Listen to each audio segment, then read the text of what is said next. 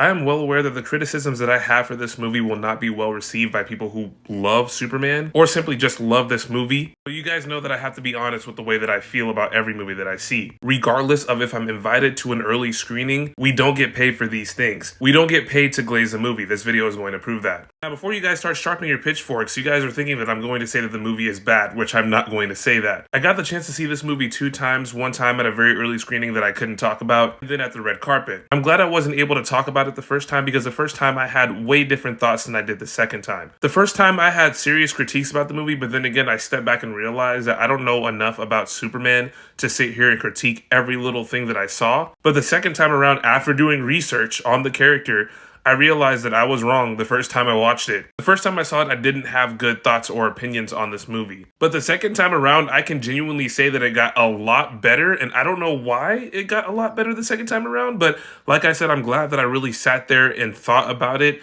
and marinated on it, which I don't do a lot after movies. Sometimes I just shoot my opinion on the movie before seeing it a second time or really thinking about if I enjoyed that movie. For example, I saw Rebirth 2 times. I'm trying to wait to see it again. The first time, I thought it was good when I left the theater. I thought it was a pretty solid film. The second time, I thought it was even better. Anyway, all of that to say we are going to go into the good, the bad, and the FYI of James Gunn's Superman. Let's get this gluten. Starting off with the good, the CGI in this film, despite what everybody says, is really good. I know in the promotion for Superman, some of the CGI was unfinished, but when you see the movie, all the CGI is finished. And matter of fact, it's quite beautiful. Not only was the CGI complete, but the designs were badass. I loved all the designs of this movie. The kaiju, how bright everything is, how hopeful and, colorful it is. That is Superman, and I love that. The action in the movie was fantastic. I loved the action. There were some fight scenes between Superman and a particular person that I don't want to name that I was like, damn! I mean, they were throwing haymakers, combos, kicking people, all that. I love that. Mr. Terrific was my favorite character. I really can't say more than that. Krypto was a joy to see on screen every second that he was there. And at the core of this movie, it is a superhero movie. It is Superman. This feels like Superman. This is like